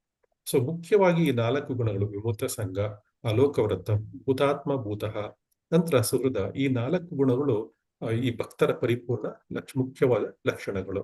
ಈ ಶ್ಲೋಕದಲ್ಲಿ ನಾವು ಮೊದಲನೇದಾಗಿ ಭಗವಂತನ ಆಕರ್ಷಕ ಸ್ವರೂಪವನ್ನು ಅರ್ಥ ಮಾಡ್ಕೊಂಡ್ವಿ. ನಂತರ ಭಕ್ತರ ಪರಿಪೂರ್ಣ ಲಕ್ಷಣಗಳು ಏನು ಅಂತ ತಿಳ್ಕೊಂಡ್ವಿ. ಕೊನೆಗೆ ಈ ಶ್ಲೋಕ ಏನಾಗುತ್ತೆ, ಸಮೇ ಗತಿ.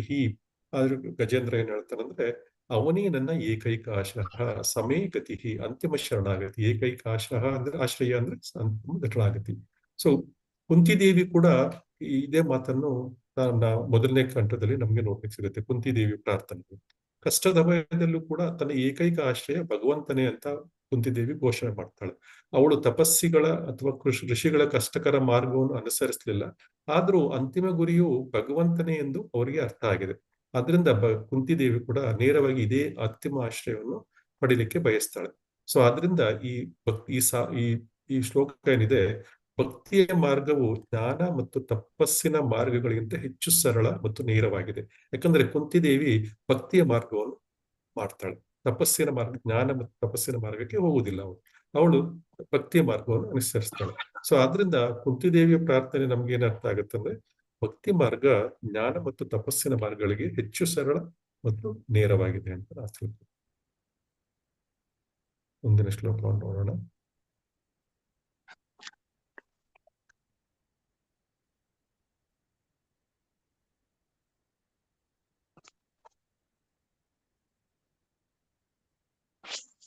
ಶ್ಲೋಕ 8 ಮತ್ತು 9.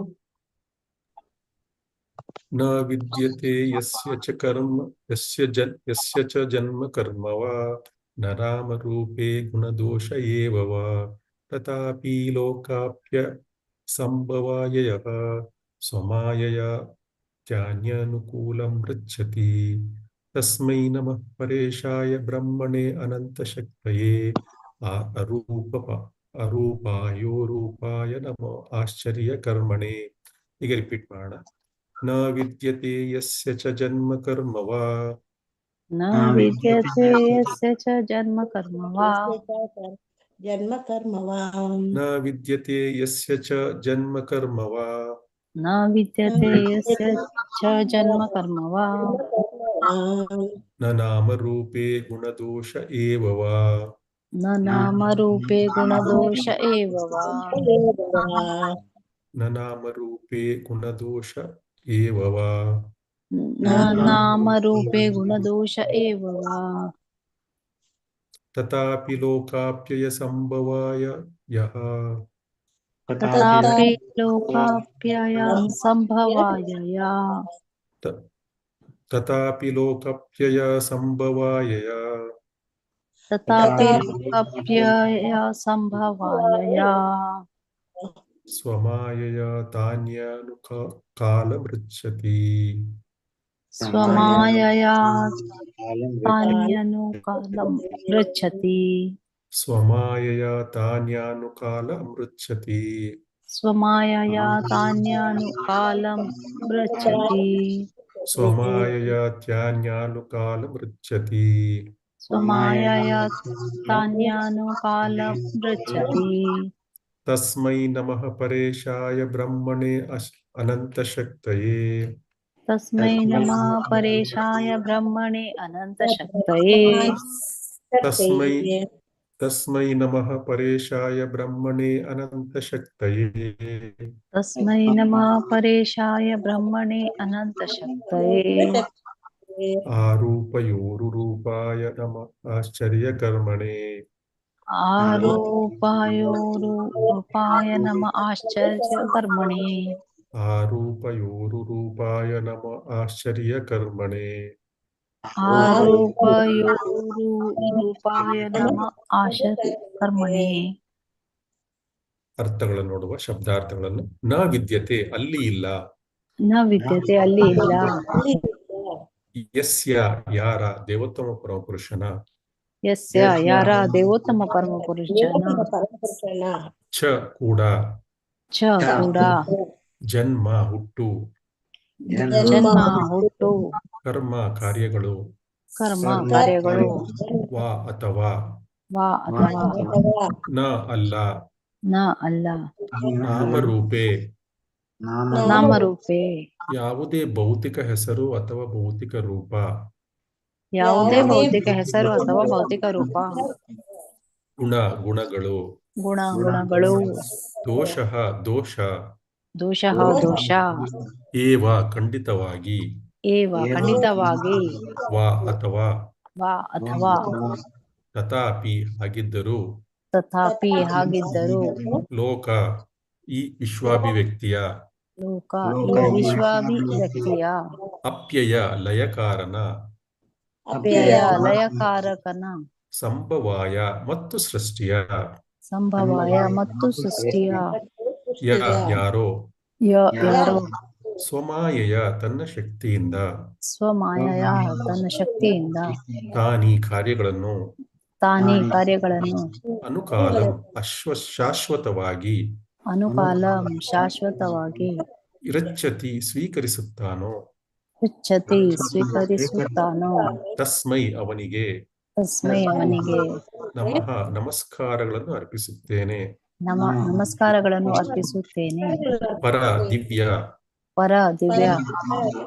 ಈಶಾಯ ಪರಮನಿಯಂತ್ರಕನಾದ. ಈಶಾಯ ಪರಮ ನಿಯಂತ್ರಕನಾದ. ಬ್ರಹ್ಮಣೇ ಪರಬ್ರಹ್ಮನಾದ. ಬ್ರಹ್ಮಣೇ ಪರಬ್ರಹ್ಮನಾದ. ಅನಂತ ಶಕ್ತಯೇ ಅಪರಿಮಿತ ಶಕ್ತಿಯುತನಾದ. ಅನಂತ ಶಕ್ತಯೇ ಅಪರಿಮಿತ ಶಕ್ತಿಯುತನಾದ. ಅರೂಪಾಯ ಭೌತಿಕ ರೂಪರಹಿತನಾದ. ಅರೂಪಾಯ ಭೌತಿಕ ರೂಪರಹಿತನಾದ. ಉರುರೂಪಾಯ ಅವತಾರಗಳಂತಹ ವಿವಿಧ ರೂಪಗಳನ್ನು ಹೊಂದಿದ. ಉರುರೂಪಾಯ ಅವತಾರಗಳಂತ ವಿವಿಧ ರೂಪಗಳನ್ನು ಹೊಂದಿದ. ನಮಃ ನಮಸ್ಕಾರಗಳನ್ನು ಅರ್ಪಿಸುತ್ತೇನೆ. ನಮಃ ನಮಸ್ಕಾರಗಳನ್ನು ಅರ್ಪಿಸುತ್ತೇನೆ. ಆಶ್ಚರ್ಯ ಕರ್ಮಣೆ ಅದ್ಭುತ ಕಾರ್ಯಗಳನ್ನು ಉಳ್ಳವನಿಗೆ. ಆಶ್ಚರ್ಯ ಕರ್ಮಣೆ ಅದ್ಭುತ ಕಾರ್ಯಗಳಿಗೆ. ಅನುವಾದ ಮತ್ತು ಭಾವಾರ್ಥ ಶ್ರೀಲ ಪ್ರಭುಪಾದರಿಂದ. ಯಾರು ಓದ್ತೀರ ಅನುವಾದ ಮತ್ತು ಭಾವಾರ್ಥ? ಹರೇ ಕೃಷ್ಣ.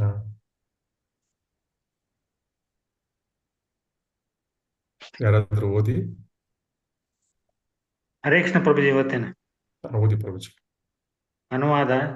ದೇವೋತ್ತಮ ಪರಮಪುರುಷನಿಗೆ ಲೌಕಿಕ ಜನ್ಮ ಕರ್ಮ ನಾಮ ರೂಪ ಗುಣ ಅಥವಾ ದೋಷಗಳಿಲ್ಲ. ಯಾವ ಉದ್ದೇಶಕ್ಕಾಗಿ ಈ ಲೌಕಿಕ ಪ್ರಪಂಚವನ್ನು ಸೃಷ್ಟಿಸಲಾಗಿದೆಯೋ ಮತ್ತು ನಾಶಗೊಳಿಸಲಾಗುವುದು, ಈ ಉದ್ದೇಶವನ್ನು ಈಡೇರಿಸಲು ಅವನು ತನ್ನ ಮೂಲ ಅಂತರಂಗ ಶಕ್ತಿಯಿಂದ ರಾಮ ಅಥವಾ ಭಗವಾನ್ ಕೃಷ್ಣನಂತೆ ಮಾನವ ರೂಪದಲ್ಲಿ ಬರುತ್ತಾನೆ. ಅವನಲ್ಲಿ ಅಪಾರ ಶಕ್ತಿ ಇದೆ. ಲೌಕಿಕ ಕಲ್ಮಶಗಳಿಂದ ಮುಕ್ತನಾಗಿ ನಾನಾ ರೂಪಗಳಲ್ಲಿ ಅವನು ಆಶ್ಚರ್ಯಕರವಾಗಿ ಕಾರ್ಯ ಮಾಡುತ್ತಾನೆ. ಆದ್ದರಿಂದ ಅವನೇ ಪರಮ ಬ್ರಹ್ಮನು. ಅವನಿಗೆ ನಾನು ನಮಸ್ಕಾರಗಳನ್ನು ಸಲ್ಲಿಸುತ್ತೇನೆ. ಭಾವಾರ್ಥ ಓದ್ಬೇಕಾ? ಓದಿ ಪ್ರಭುಜಿ. ಭಾವಾರ್ಥ. ವಿಷ್ಣು ಪುರಾಣದಲ್ಲಿ ಗುಣಾಂಶ ದೋಷಾಂಶ ಮನೆ ವ್ಯಥಿತ ಸಮಸ್ತ ಕಲ್ಯಾಣ ಗುಣಾತ್ಮಕೋ ಈ ಎಂದು ಹೇಳಲಾಗಿದೆ. ದೇವೋತ್ತಮ ಪರಮಪುರುಷನಿಗೆ ಲೌಕಿಕ ರೂಪವಾಗಲಿ ಗುಣಗಳಾಗಲಿ ದೋಷಗಳಾಗಲಿ ಇಲ್ಲ. ಅವನು ಆಧ್ಯಾತ್ಮಿಕ ಸ್ವರೂಪ. ಸಕಲ ಆಧ್ಯಾತ್ಮಿಕ ಗುಣಗಳಿಗೂ ಅವನೇ ಏಕಮೇವ ನಿಧಿ. ದೇವೋತ್ತಮ ಪರಮಪುರುಷನು ಭಗವದ್ಗೀತೆಯಲ್ಲಿ 4.8 ಹೇಳಿದಂತೆ ಪರಿತ್ರಾಣಾಯ ಸಾಧೂನಾಂ ವಿನಾಶಾಯ ಚ ದುಷ್ಕೃತಾಂ. ಭಕ್ತರನ್ನು ರಕ್ಷಿಸುವ ಮತ್ತು ಅಸುರರನ್ನು ಸಂಹರಿಸುವ ಭಗವಂತನ ಕಾರ್ಯಗಳು ಲೋಕೋತ್ತರವಾದವುಗಳು. ದೇವೋತ್ತಮ ಪರಮ ಪುರುಷನಿಂದ ಉನ್ನತಿಯನ್ನು ದೇವೋತ್ತಮ ಪರಮಪುರುಷನಿಂದ ನಾಶವಾದವನು ದೇವೋತ್ತಮ ಪರಮಪುರುಷನ ನಾಶವಾದವನು ರಕ್ಷಿತನಾದ ಭಕ್ತನು ಪಡೆದ ಫಲವನ್ನೇ ಪಡೆಯುತ್ತಾನೆ. ಅವರಿಬ್ಬರು ದಿವ್ಯವಾದ ಉನ್ನತಿಯನ್ನು ಪಡೆಯುತ್ತಾರೆ. ಒಂದೇ ಒಂದು ವ್ಯತ್ಯಾಸವೆಂದರೆ ಭಕ್ತನು ನೇರವಾಗಿ ಆಧ್ಯಾತ್ಮಿಕ ಲೋಕಗಳಿಗೆ ಹೋಗಿ ಪರಮ ಪ್ರಭುವಿನ ಸಂಗಾತಿಯಾಗುತ್ತಾನೆ. ಆದರೆ ಅಸುರರು ಭಗವಂತನ ನಿರಾಕಾರ ಜ್ಯೋತಿಯಾದ ಬ್ರಹ್ಮಲೋಕಕ್ಕೆ ಹೋಗುತ್ತಾರೆ. ಒಟ್ಟಿನಲ್ಲಿ ಅವರಿಬ್ಬರು ದಿವ್ಯ ಉನ್ನತಿಯನ್ನು ಪಡೆಯುತ್ತಾರೆ. ಭಗವಂತನು ಅಸುರರನ್ನು ಕೊಲ್ಲುವುದು ಅಥವಾ ನಾಶ ಮಾಡುವುದು ಈ ಲೌಕಿಕ ಪ್ರಪಂಚದಲ್ಲಿ ನಡೆಯುವ ಕೊಲೆಗಳಂತಲ್ಲ. ಅವನು ಪ್ರಕೃತಿ ಗುಣಗಳ ವ್ಯಾಪ್ತಿಯಲ್ಲಿ ವರ್ತಿಸಿದಂತೆ ಕಂಡು ಬಂದರೂ ಪ್ರಕೃತಿ ಗುಣಗಳಿಗೆ ಅತೀತನಾದ ನಿರ್ಗುಣನಾಗಿದ್ದಾನೆ. ಅವನ ಹೆಸರು ಲೌಕಿಕವಲ್ಲ. ಹಾಗಿಲ್ಲದಿದ್ದರೆ ಹರೇ ಕೃಷ್ಣ ಹರೇ ರಾಮ ಜಪದಿಂದ ವ್ಯಕ್ತಿಯು ಹೇಗೆ ಮೋಕ್ಷವನ್ನು ಪಡೆಯುತ್ತಾನೆ? ಭಗವಂತನ ಹೆಸರುಗಳಾದ ರಾಮ, ಕೃಷ್ಣ ಮೊದಲಾದವುಗಳು ರಾಮ ಕೃಷ್ಣರೆಂಬ ವ್ಯಕ್ತಿಗಳಿಂದ ಬೇರೆಯಲ್ಲ. ಹೀಗೆ ಹರೇ ಕೃಷ್ಣ ಮಂತ್ರವನ್ನು ಜಪಿಸುವುದರಿಂದ ವ್ಯಕ್ತಿಯು ದೇವೋತ್ತಮ ಪರಮಪುರುಷನಾದ ರಾಮ ಮತ್ತು ಕೃಷ್ಣನೊಡನೆ ನಿರಂತರ ಸಹಚರ್ಯವನ್ನು ಹೊಂದುತ್ತಾನೆ. ಆದುದರಿಂದ ಮುಕ್ತನಾಗುತ್ತಾನೆ. ಇದಕ್ಕೆ ಒಂದು ಪ್ರತ್ಯಕ್ಷ ಉದಾಹರಣೆ ಎಂದರೆ ಅಜಮಿಳ. ಅವನು ಕೇವಲ ನಾರಾಯಣ ಎಂಬ ನಾಮವನ್ನು ಜಪಿಸುವ ಮೂಲಕ ತನ್ನ ಕಾರ್ಯಗಳಿಗೆ ಅತೀತನಾಗಿದ್ದನು.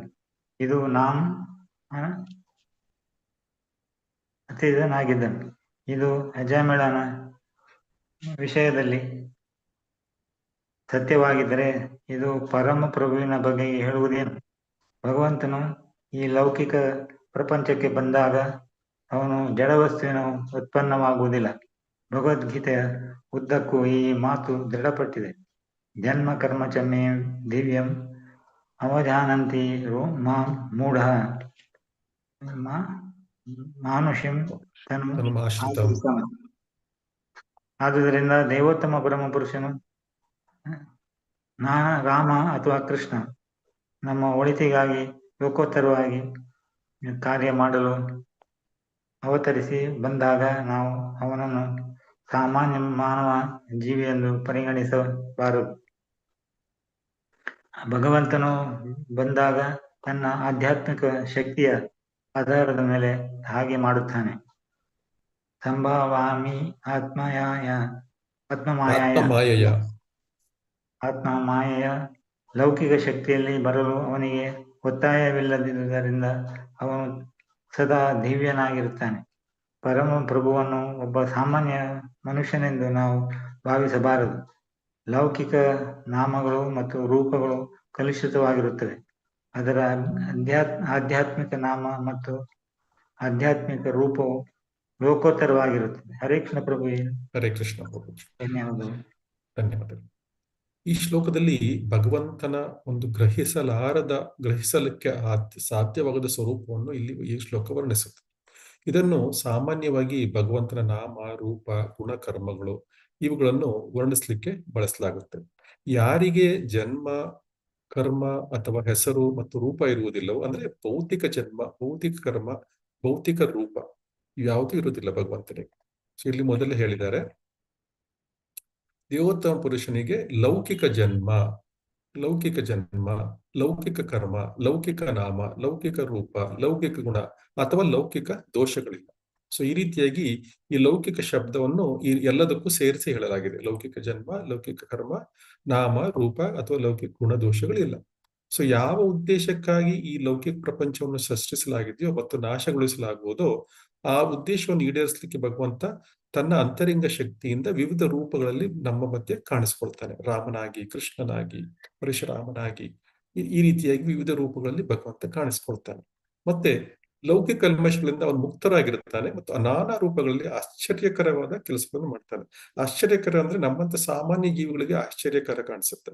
ಆದ್ರೆ ಯಾರು ಭಗವಂತನ ಭಕ್ತನಾಗಿರ್ತಾನೆ ಅವನಿಗೆ ಯಾವುದು ಆಶ್ಚರ್ಯ ಅನ್ಸುದಿಲ್ಲ. ಇದೆಲ್ಲ ಸಾಮಾನ್ಯ ಅನ್ಸುತ್ತೆ ಅವ್ರಿಗೆ. ಅಂದ್ರೆ ಅವನಿಗೆ ಗೊತ್ತಿದೆ ಭಗವಂತ ಏನ್ ಬೇಕಾದ್ರೂ ಮಾಡಬಲ್ಲ ಅಂತ. ಸೊ ಆದ್ರಿಂದ ನಾವು ಭಗವಂತನ ಒಂದು ಶರಣಾಗತಿಯನ್ನು ಒಪ್ಕೋಬೇಕು. ಈ ಶ್ಲೋಕದ ಅರ್ಥದಲ್ಲಿ ನಾವು ತನ್ನ ಈ ಜಗತ್ತನ್ನು ಸೃಷ್ಟಿಸಲು ಮತ್ತು ನಾಶಪಡಿಸಲು ಭಗವಂತ ತನ್ನ ಮಾಯೆಯ ಮೂಲಕ ಇವೆಲ್ಲವನ್ನು ಕಾಲ ಕಾಲಕ್ಕೆ ಮಾಡ್ತಾ ಇರ್ತಾನೆ. ಅಂತಹ ಸರ್ವೋಚ್ಚ ಪರಮೇಶ್ವರನಿಗೆ, ಬ್ರಹ್ಮಕ್ಕೆ, ಅನಂತ ಶಕ್ತಿಯುಳ್ಳವನಿಗೆ, ಅವನು ರೂಪರಹಿತನಾಗಿದ್ದರೂ ಕೂಡ ದೊಡ್ಡ ದೊಡ್ಡ ರೂಪಗಳನ್ನು ಧರಿಸುವ ಅಂತಹ ಭಗವಂತನಿಗೆ ನಾನು ನಮಸ್ಕಾರಗಳನ್ನು ಮಾಡ್ತೀನಿ ಅಂದ್ಬಿಟ್ಟು ಗಜೇಂದ್ರ ಹೇಳ್ತಾ ಇದ್ದಾನೆ. ಈ ಇಲ್ಲಿ ನಾವು ಒಂದು 2-3 ಒಂದು ಏನು ಹೈಲೈಟ್ ಮಾಡ್ಕೋದಂದ್ರೆ, ಮೊದಲನೇದಾಗಿ ಭಗವಂತನು ಲೌಕಿಕ ದ್ವಂದ್ವಗಳನ್ನು ಮೀರಿದವನು. ಅದು ಈ ಶ್ಲೋಕದ ಮೊದಲ ಭಾಗದಲ್ಲಿ ನಮಗೆ ಗೊತ್ತಾಗುತ್ತೆ. ಅಂದ್ರೆ ಈ ಜಗತ್ತಿನ ಯಾವುದೇ ನಿಯಮಕ್ಕೆ ಭಗವಂತ ಒಳಪಟ್ಟಿಲ್ಲ. ಸಾಮಾನ್ಯ ಜೀವಿಗಳಂತೆ ಅವನಿಗೆ ಜನ್ಮಗಳಿಲ್ಲ, ಕರ್ಮ ಫಲಗಳಿಗೆ ಒಳಪಡುವುದಿಲ್ಲ, ನ ಕರ್ಮ ನ ಜನ್ಮ, ಮತ್ತು ಭೌತಿಕವಾದ ಹೆಸರಿಲ್ಲ, ಭೌತಿಕವಾದ ರೂಪವಿಲ್ಲ. ಕೃಷ್ಣ ಅಂತ ನಾವು ಕರೆದ್ರೆ ಅದು ಭೌತಿಕವಾದ ಹೆಸರು ಅಲ್ಲ, ಅದು ಆಧ್ಯಾತ್ಮಿಕವಾದ ಹೆಸರು. ಅದೇ ರೀತಿ ಕೃಷ್ಣನ ರೂಪ ಭೌತಿಕ ಅಲ್ಲ, ಅದು ಆಧ್ಯಾತ್ಮಿಕ. ಅಥವಾ ಅವನಿಗೆ ಒಳ್ಳೆ ಮತ್ತು ಕೆಟ್ಟ ಗುಣಗಳು ಇರುವುದಿಲ್ಲ. ಯಾಕಂದ್ರೆ ಗುಣಗಳು ಭೌತಿಕ ಪ್ರಕೃತಿಯ, ಈ ಒಳ್ಳೆ ಮತ್ತು ಕೆಟ್ಟ ಗುಣಗಳೇನಿದೆ ಈ ಭೌತಿಕ ಪ್ರಕೃತಿಯ ಉತ್ಪನ್ನಗಳು. ಆದ್ರೆ ಭಗವಂತ ಈ ಭೌತಿಕ ಪ್ರಕೃತಿಗಳಿಗೆ ಮೀರಿರೋದ್ರಿಂದ ಅಂತಹ ಉತ್ಪನ್ನಗಳು ಭಗವಂತನಿಂದ ಬರಲಿಕ್ಕೆ ಸಾಧ್ಯ ಇಲ್ಲ. ಸೊ ಈ ರೀತಿಯಾಗಿ ನಾವು ಭಗವಂತ ನಿರ್ಗುಣ ಮತ್ತು ಭೌತಿಕ ಗುಣಗಳಿಗೆ ಅತೀತನಾಗಿದ್ದಾನೆ ಎಂಬುದನ್ನು ಈ ಮೊದಲನೇ ಅಂಶ ಈ ಶ್ಲೋಕದಲ್ಲಿ ನಾವು ನೋಡಬಹುದು. ಸೊ ಎರಡನೇ ಅಂಶ ಏನು ಅಂದ್ರೆ, ಅವನು ಏನಕ್ಕೆ ಅವತಾರ ಮಾಡ್ತಾನೆ? ಅವನು ತನ್ನ ಲೀಲೆಗಳನ್ನು ಮಾಡಲಿಕ್ಕೆ ಮಾಯೆಯನ್ನು ಸ್ವೀಕರಿಸುವಂತೆ ಕಾಣಿಸ್ತಾನೆ. ಭಗವಂತ ಯಾವುದೇ ಗುಣಗಳು ಇದ್ರೂ ಕೂಡ ಈ ಜಗತ್ತನ್ನು ಸೃಷ್ಟಿ ಮಾಡಲು ಮತ್ತು ನಾಶ ಮಾಡಲಿಕ್ಕೆ ಏನ್ ಮಾಡ್ತಾನೆ? ತನ್ನ ಆಂತರಿಕ ಶಕ್ತಿಯಾದ ಮಾಯೆಯ ಮೂಲಕ ಅನೇಕ ರೂಪಗಳನ್ನು, ಹೆಸರುಗಳನ್ನು ಮತ್ತು ಲೀಲೆಗಳನ್ನು ಮಾಡ್ತಾನೆ. ಹಿಂದಿನ ಶ್ಲೋಕದಲ್ಲಿ ನಾಟಂಗೆ ಅವನು ನಟನೆ ಮಾಡ್ತಾನೆ. ನಟನ ರೀತಿಯಲ್ಲಿ ಅವನು ವೇಷಗಳನ್ನು ಧರಿಸ್ತಾನೆ. ಮತ್ತು ನಮ್ಗೆ ಯಾರೂ ಕೂಡ ಆ ನಟನ ಹಿಂದೆ ಯಾರಿದ್ದಾರೆ ಅದು ಗೊತ್ತಾಗೋದಿಲ್ಲ. ಇದು ಭಗವಂತನ ಅನಂತ ಶಕ್ತಿ ಮತ್ತು ಸ್ವತಂತ್ರ ಇಚ್ಛೆ. ಒಬ್ಬ ನಟನು ವಿಭಿನ್ನ ಪಾತ್ರಗಳನ್ನು ಹೇಗೆ ನಿರ್ವಹಿಸ್ತಾನೆ, ಭಗವಂತನು ತನ್ನ ಲೀಲೆಗಳನ್ನು ಮಾಡಲಿಕ್ಕೆ ಆ ರೀತಿಯ ಅವತಾರಗಳನ್ನು ಎತ್ತಾನೆ. ರಾಮ, ಕೃಷ್ಣ, ನರಸಿಂಹದೇವರು. ಸೊ ಈ ರೀತಿಯಾಗಿ ವಿವಿಧ ಅವತಾರಗಳನ್ನು ಎತ್ತಾರೆ. ಈ ಎಲ್ಲ ಅವತಾರಗಳು ಭಗವಂತನ ನಿಜ ಸ್ವರೂಪದ ಒಂದು ಭಾಗ ಆಗಿರುತ್ತೆ. ಆದರೆ ಅವು ಭೌತಿಕ ಜನನ, ಭೌತಿಕ ವೃದ್ಧಾಪ್ಯ ಅಥವಾ ಮರಣದ ಯಾವುದೇ ನಿಯಮಗಳಿಗೆ, ಅವು ಭೌತಿಕ ಕರ್ಮ ಫಲಗಳಿಗೂ ಕೂಡ ಯಾವುದೇ ನಿಯಮಕ್ಕೆ ಅವರು ಒಳಪಟ್ಟಿರಲ್ಲ. ಮತ್ತೆ ಭಗವಂತ ಕೊನೆಯದಾಗಿ ಈ ಶ್ಲೋಕ ಮತ್ತೆ ವಿನಮ್ರ ಮತ್ತು ಶರಣಾಗತಿಯನ್ನು ವ್ಯಕ್ತಪಡಿಸುತ್ತೆ. ಭಗವಂತನು ಈ ಗಜೇಂದ್ರ ಈ ಕೆಳಗಿನ ಈ ಕೆಲವು ಗುಣಗಳಿಗೆ ಹೊಗಳ್ತಾನೆ. ಅವೇನಂದ್ರೆ, ಪರೇಶಾಯ ಬ್ರಹ್ಮಣೆ, ಅವನು ಪರಮೇಶ ಮತ್ತು ಬ್ರಹ್ಮ ಅಂತ ಹೇಳ್ತಾನೆ. ನಂತರ ಅವನಿಗೆ ಹೇಳ್ತಾನೆ, ಗಜೇಂದ್ರ ಹೇಳ್ತಾನೆ, ಭಗವಂತ ನೀನು ಅನಂತ ಶಕ್ತಿಯೇ, ನಿನಗೆ ಅನಂತವಾದ ಶಕ್ತಿ ಇದೆ. ನಂತರ ಇನ್ನೊಂದು ಶಬ್ದ ಇಲ್ಲಿದೆ, ಅರೂಪಾಯೋರು ರೂಪಾಯ, ನೀನು ರೂಪರಹಿತನಾಗಿದ್ರೂ ಕೂಡ, ಅಂದ್ರೆ ಆಧ್ಯಾತ್ಮಿಕವಾಗಿ ರೂಪ ಇದೆ ಮತ್ತು ಆಧ್ಯಾತ್ಮಿಕವಾಗಿ ರೂಪವಿದೆ, ಆದ್ರೆ ಇದು ದೈಹಿಕವಾಗಿ ರೂಪ ಇಲ್ಲ, ಐಹಿಕ ರೂಪ ಇಲ್ಲ. ಆದರೂ ಕೂಡ ಅಸಂಖ್ಯವಾದ ರೂಪಗಳನ್ನು ಧರಿಸುತ್ತಾನೆ. ಸೊ ಆಧ್ಯಾತ್ಮಿಕವಾಗಿ ಯಾವುದೇ ರೂಪ ಇಲ್ಲದೆ ಇದ್ರೂ ಕೂಡ ಅಸಂಖ್ಯವಾದ ರೂಪಗಳನ್ನು ಅವನು ಧರಿಸುತ್ತಾನೆ. ಸೊ ಆಶ್ಚರ್ಯಕರಮಣೆ ಮತ್ತು ಅವನ ಕಾರ್ಯಗಳು ಆಶ್ಚರ್ಯಕರವಾಗಿವೆ. ಸೊ ಎಷ್ಟು ರೂಪಗಳನ್ನ ಭಗವಂತ ಧರಿಸ್ತಾನೆ ಅಂದ್ರೆ ಅದನ್ನ ಕೌಂಟ್ ಮಾಡ್ಲಿಕ್ಕೆ ಸಾಧ್ಯ ಇಲ್ಲ. ಸಮುದ್ರದಲ್ಲಿ ಎಷ್ಟು ಅಲೆಗಳು ಬರ್ತಾ ಇರುತ್ತೋ ಅದನ್ನ ಕೌಂಟ್ ಮಾಡ್ಲಿಕ್ಕೂ ಸಾಧ್ಯ ಇಲ್ಲ. ಅದೇ ರೀತಿ ಭಗವಂತನ ಅವತಾರಗಳು ಅಷ್ಟೇ ಇದಾವೆ. ಎಷ್ಟು ಅಲೆಗಳು ಬರ್ತಾವೋ ಅಷ್ಟು ಅವತಾರಗಳು ಭಗವಂತನ ಕೌಂಟ್ ಮಾಡ್ಲಿಕ್ಕೆ ಸಾಧ್ಯವೇ ಇಲ್ಲ. ಸೊ ಈ ರೀತಿಯಾಗಿ ಭಗವಂತನು ಏಕಕಾಲದಲ್ಲಿ ನಿರ್ಗುಣ ಮತ್ತು ಸುಗುಣನಾಗಿರಲು ಹೇಗೆ ಸಾಧ್ಯ ಅಂತ ಈ ಶ್ಲೋಕದಿಂದ ನಾವು ತಿಳ್ಕೋಬಹುದು.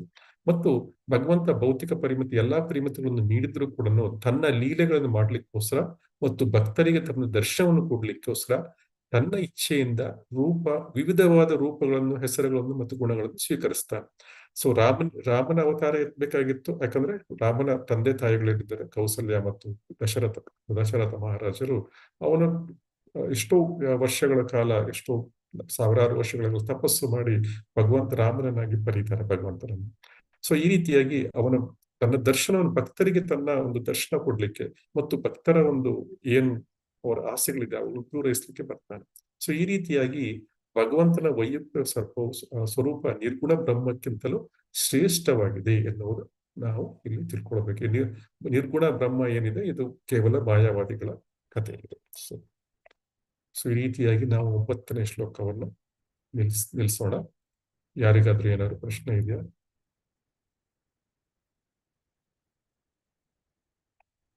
ವಾಂಛಾಕಲ್ಪತರುಭ್ಯಶ್ಚ ಕೃಪಾ ಸಿಂಧುಭ್ಯೈವ ಚ ಪತಿತಾನಾಂ ಪಾವನೇಭ್ಯೋ ವೈಷ್ಣವೇಭ್ಯೋ ನಮೋ ನಮಃ. ಹರೇ ಕೃಷ್ಣ ಕೃಷ್ಣ ಕೃಷ್ಣ ಹರೇ ಹರೇ, ಹರೇ ರಾಮ ರಾಮ ರಾಮ ಹರೇ ಹರೇ. ಶ್ರೀಲ ಪ್ರಭುಪಾದ್ ಕಿ ಜೈ. ಗ್ರಂಥರಾಜ್ ಭಾಗವತಂ ಕಿ ಜೈ. ಹರೇ ಕೃಷ್ಣ. ಹರೇ ಕೃಷ್ಣ ಪ್ರಭುಜಿ, ಧನ್ಯವಾದಗಳು. ಹರೇ ಹರೇ ಕೃಷ್ಣ. ಕೃಷ್ಣ ಪ್ರಭುಜಿ, ಧನ್ಯವಾದಗಳು. ಪ್ರಭುಜಿ ಧನ್ಯವಾದಗಳು. ಹರೇ ಕೃಷ್ಣ ಪ್ರಭುಜಿ, ಧನ್ಯವಾದಗಳು. ಕೃಷ್ಣ ಪ್ರಭುಜಿ ಧನ್ಯವಾದಗಳು ಪ್ರಭುಜಿ. ಧನ್ಯವಾದ. ಹರೇ ಕೃಷ್ಣ ಪ್ರಭುಜಿ, ಧನ್ಯವಾದಗಳು. ಧನ್ಯವಾದಗಳು. ಯಾರಿಗೂ ಏನು ಪ್ರಶ್ನೆ